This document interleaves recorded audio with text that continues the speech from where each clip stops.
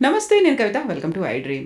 National pension scheme యాక్చువల్గా ఇది ఎలా వర్క్ చేస్తుంది, ఎవరెవరు ఎలిజిబుల్ ఉన్నారు? మనతో పాటుగా ఉన్నారు ఫైనాన్షియల్ ఎక్స్పర్ట్ సాయిరామ్ గారు. హలో అండి సాయిరామ్ గారు, నమస్తే. నమస్తే madam. So national pension scheme అర్థమవుతోంది ఇదేదో ప్రభుత్వానికి సంబంధించింది అని. వాట్ ఎగ్జాక్ట్లీ ఈజ్ ఎన్పిఎస్ అండి? సో ఎన్పిఎస్ అనేది రిటైర్మెంట్ ప్రోడక్ట్ అండి. ఓకే. సో ప్రతి ఒక్కళ్ళు రిటైర్మెంట్ కోసం ప్లాన్ చేశారు, ప్రతి ఒక్కళ్ళు తెలుసుకోవాల్సిన ప్రోడక్ట్ ఇది. గవర్నమెంట్ ఎంప్లాయీస్కి అయితే మ్యాండేటరీ. సో అసలు ఇదేంటంటే దీని హిస్టరీ ఏంటంటే 2004లో గవర్నమెంట్ దీన్ని central government and state government employees కోసం స్టార్ట్ చేసింది. సో అప్పుడు ఏంటంటే ప్రీవియస్గా ఉండేది ఎలా ఉండేదంటే గవర్నమెంటే పెన్షన్ పే చేసేది ఖజానా నుంచి.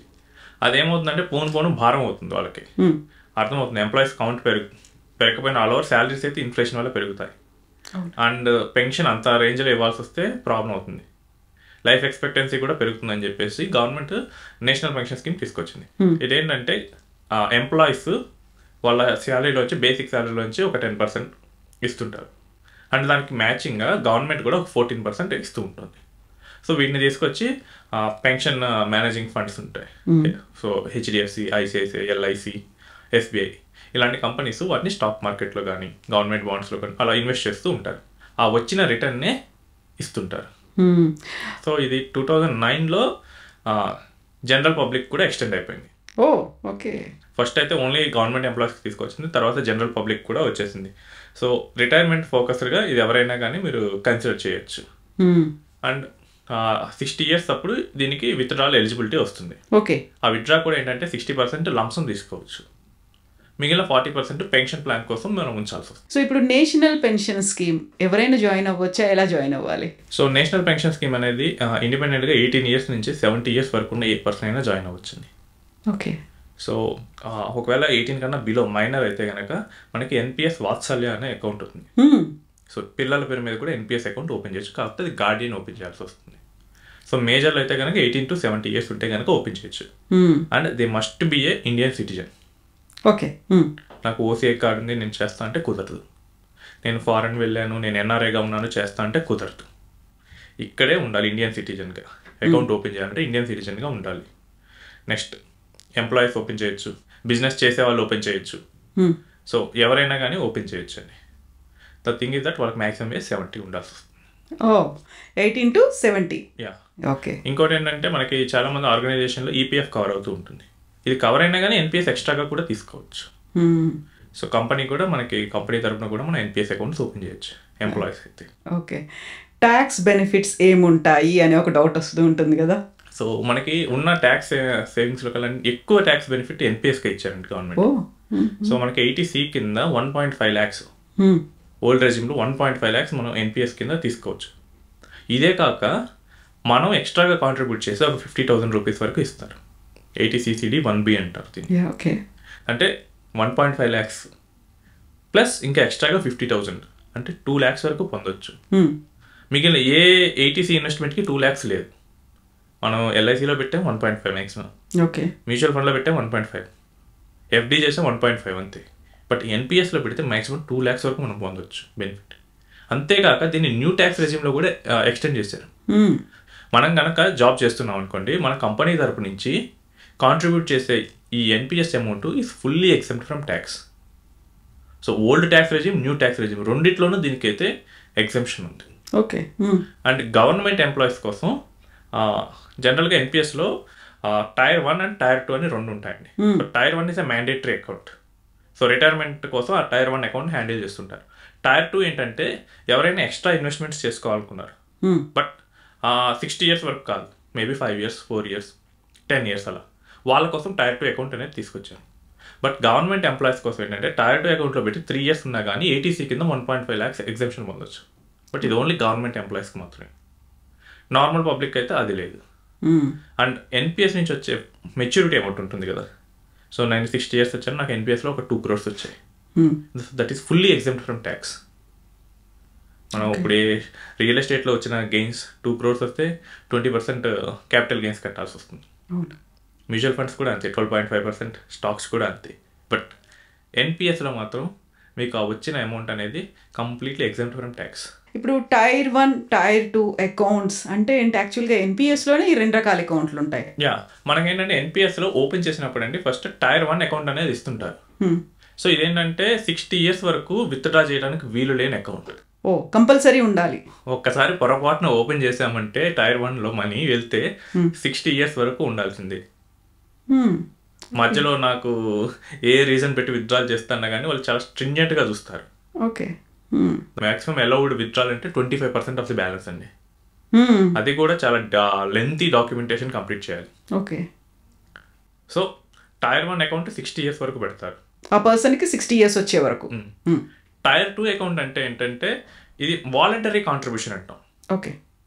సో ఎవరైతే నాకు ఎన్పిఎస్లో ఇంకా ఎక్స్ట్రా బెనిఫిట్ వస్తుంది, నాకు ఈ బయట మార్కెట్స్తో నాకు వాలటిలిటీ ఎక్కువ ఉంది, నేను పెట్టలేను, సో ఎన్పిఎస్లో నేను పెడతాను ఎందుకంటే ఇది గవర్నమెంట్ ఆథరైజ్డ్ కాబట్టి రిలయబుల్ అని, అలాంటి వాళ్ళు స్టాక్ మార్కెట్లు కానీ గవర్నమెంట్ బాండ్స్లో కానీ ఇలాంటి వాటిలో ఇన్వెస్ట్ చేయాలనుకున్న వాళ్ళు ఈ ఎన్పిఎస్ ద్వారా చేయొచ్చు. సో ఇక్కడ అడ్వాంటేజ్ ఏంటంటే బయట మ్యూచువల్ ఫండ్ ద్వారా కానీ బయట ఓన్గా యూలిప్ పాలసీ ద్వారా కానీ చేస్తే కనుక ఎక్కువ ఫీజు పే చేయాల్సి వస్తుంది. అదే ఎన్పిఎస్లో అయితే కనుక 0.2% అవుతుంది ఫీజు. సో దానికోసం కూడా మనం టైర్ 2 అకౌంట్లో చేసుకోవచ్చు. ఏంటంటే వాలంటరీ అకౌంట్ కింద ఉంటుంది, మనకి నచ్చినప్పుడు పెడతాం, మనకి ఇష్టం వచ్చినప్పుడు తీసుకోవచ్చు. ఓకే. సో దానికి రిస్ట్రిక్షన్ ఏముండదు, మీరు 60 years ఉండాలి, ఇంత పెట్టాలి, ఈ రిస్ట్రిక్షన్ ఏముండదు. మినిమం 25% అనేది కూడా ఉండదు. అదేముండదు. టైర్ 1 అకౌంట్లో చాలా రిస్ట్రిక్షన్స్ ఉంటాయి. ఓకే. సో ఎలాంటి అసెట్ క్లాసెస్లో ఎన్పిఎస్ ఇన్వెస్ట్ చేస్తుంది? సో ఎన్పిఎస్ మన మనీని మెయిన్గా 4 types ఆఫ్ అసెట్స్లో ఇన్వెస్ట్ చేస్తుందండి. సో ఫస్ట్ వచ్చేసరికి ఈక్విటీ. సో దాన్ని ఎన్పిఎస్ అకౌంట్ లాగిన్ అయి చూస్తే దాన్ని ఈ కేటగిరీతో చూపిస్తారు. ఓకే. నెక్స్ట్ వచ్చేసరికి కార్పొరేట్ బాండ్స్. మనకి రిలయన్స్ ఉంది, రిలయన్స్కి మనీ కావాల్సి వచ్చింది, ఒక బాండ్ ఇష్యూ చేస్తుంది కార్పొరేట్ బాండ్స్. సో వాళ్ళు ఏం చెప్తారంటే మేము ఒక 30 years ఒక 1000 crores కావాలంటారు. ఈ ఎన్పిఎస్ ట్రస్ట్ కింద ఈ పెన్షన్ మేనేజింగ్ ఫండ్స్ ఉంటాయి, అవి కొనేస్తాయి. సో వాళ్ళకి ఇంట్రెస్ట్ పే చేస్తారు. సో వీటిని కార్పొరేట్ బాండ్స్ అంటారు. నెక్స్ట్ గవర్నమెంట్ బాండ్స్, ప్రభుత్వమే బాండ్స్ రిలీజ్ చేస్తుంది, state government and central government. Next వచ్చేసరికి ఆల్టర్నేటివ్ ఇన్వెస్ట్మెంట్స్, రియల్ ఎస్టేట్ కానీ గోల్డ్ కానీ సిల్వర్ కానీ ఇలాంటివన్నీ ఆల్టర్నేటివ్ అసెట్స్ కింద వస్తాయి. సో ఈ 4 ఎన్పిఎస్ కింద ఇన్వెస్ట్ చేయొచ్చు. అండ్ ఎన్పిఎస్లో 2 రకాలుగా ఇన్వెస్ట్ చేయొచ్చండి, auto and active. NPS account open చేసేటప్పుడు మనకు ఆటో మోడ్లో కావాలా యాక్టివ్ మోడ్లో కావాలని అడుగుతుంది. ఆటో మోడ్ అంటే కనుక మనకు 3 choices ఇస్తారు. మీరు అగ్రెసివ్ ఇన్వెస్టరా, కన్జర్వేటివ్ ఇన్వెస్టరా, లేకపోతే మీడియం రిస్క్ తీసుకుంటారు, మోడరేట్. సో మీరు ఏదైతే టిక్ చేస్తారో మీ ఏజ్కి తగ్గట్టుగా ఈ 3టికి ప్రీడిఫైన్డ్గా వాల్యూస్ ఇస్తారు. నేను కన్జర్వేటివ్ ఇన్వెస్టర్, నా ఏజ్ 50. సో నా మ్యాక్సిమం ఈక్విటీ అలొకేషన్ అనేది 25% ఉంటుంది. ఓకే. ఎందుకంటే ఈక్విటీలో కనుక ఎక్కువ వెళ్తే కనుక మనకి ఎన్పిఎస్ బ్యాలెన్స్ ఫ్లక్చుయేషన్స్ కుదరవుతుంది. సో అందుకనే ఏజ్ బట్టి మనం తీసుకున్న చాయిస్ బట్టి అవి వాల్యూస్ మారుతుంటాయి. ఇంకోటి ఏంటంటే యాక్టివ్ చాయిస్. యాక్టివ్ చాయిస్ అంటే ఏంటంటే నేను డిఫైన్ చేస్తాను ఎన్పిఎస్ ట్రస్ట్కి. సో ఎంత ఈక్విటీ ఉండాలి, ఎంత కార్పొరేట్ బాండ్స్ ఉండాలి, ఎంత గవర్నమెంట్ బాండ్స్ ఉండాలి. ఇప్పుడు నేను రిస్క్ తీసుకోగలను, సో నేను 75% పెట్టేస్తాను. 75 ఎందుకు పెట్టాలంటే ఈక్విటీలో మ్యాక్సిమం అంతే అలౌ చేస్తారు. ఓకే. నేను 100 నాకు తీసుకోగలిగినా కానీ నేను అక్కడ పెట్టలేను.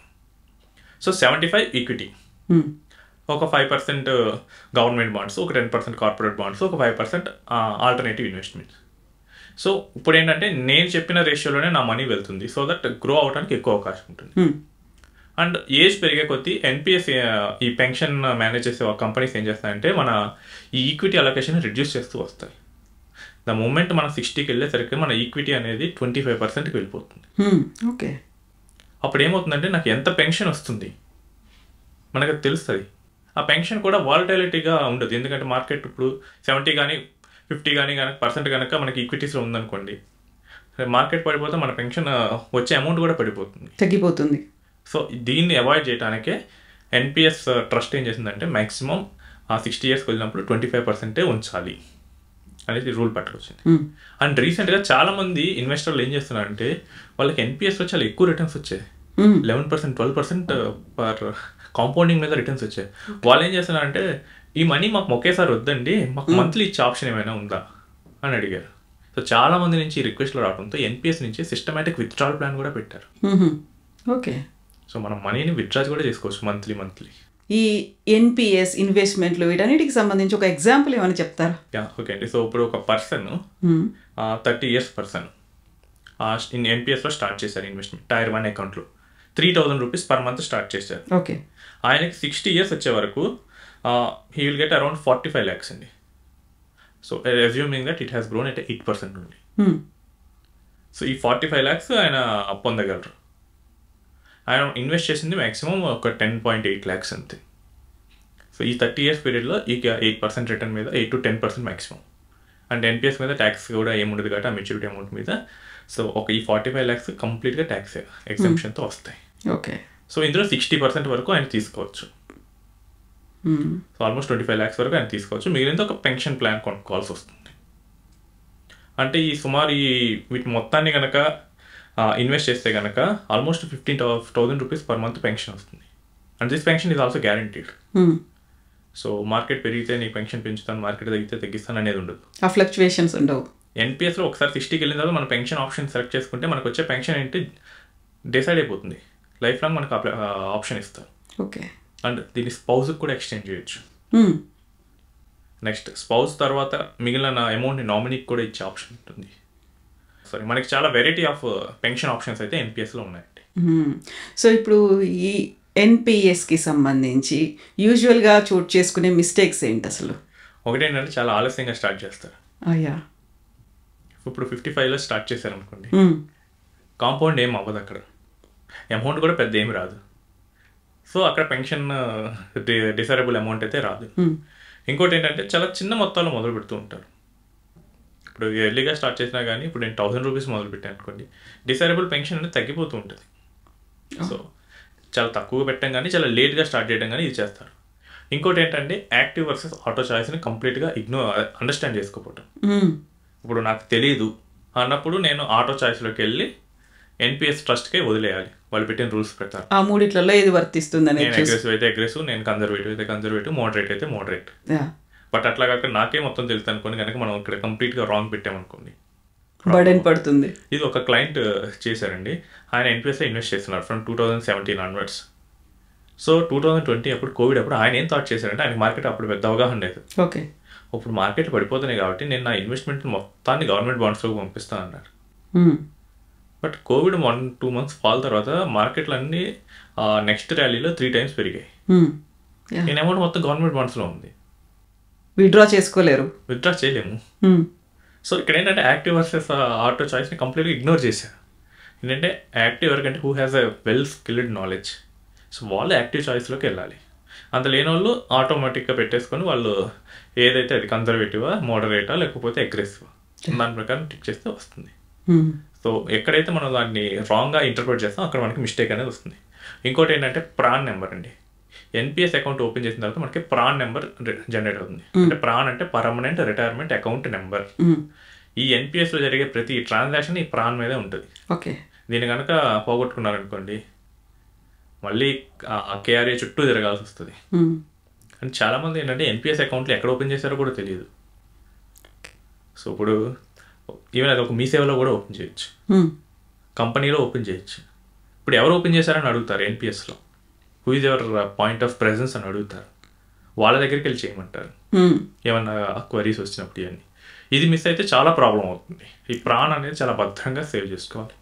చాలామంది దగ్గర చూసింది ఏంటంటే ప్రాన్ మిస్ చేస్తుంటారు. ఫ్యూచర్లో ట్రాన్సాక్షన్స్ అన్ని ప్రాన్ రిలేటెడ్ జరుగుతాయి. అండ్ ఇంకోటి ఏంటంటే లేటెస్ట్ బ్యాంక్ డీటెయిల్స్ అప్డేట్ చేయకపోవడం. మనకి ఎన్పిఎస్లో రిటైర్మెంట్ దగ్గరికి వచ్చినప్పుడు ఏంటంటే వాళ్ళు కమ్యూనికేషన్ పంపిస్తారు, బ్యాంక్ డీటెయిల్స్ అప్డేట్ చేయాలి, కమ్యూనికేషన్ కింద ఈమెయిల్ అండ్ మొబైల్ నెంబర్ వీటిని కూడా అప్డేట్ చేసుకోవాలి. ఓకే. ఇవి కనుక రాంగ్ ఉన్నాయి అనుకోండి పెన్షన్ రాదు, అమౌంట్ కూడా ప్రాబ్లమేటిక్ అవుతుంది. మీరు క్యాష్లో ఎన్పిఎస్ని కాంట్రిబ్యూట్ చేయొచ్చు. ఓకే. బట్ తీసుకునేటప్పుడు ఆటోమేటిక్ మీ రిజిస్టర్డ్ బ్యాంక్ అకౌంటే ఉండాలి. సో వేసేటప్పుడు ప్రాబ్లం ఉండదు కానీ తీసేటప్పుడు అయితే ప్రాబ్లం అవుతుంది. అకౌంటబిలిటీ అనేది అక్కడ ఉంటుంది. ఎస్ అండి. థ్యాంక్ యూ సాయిరామ్ గారు.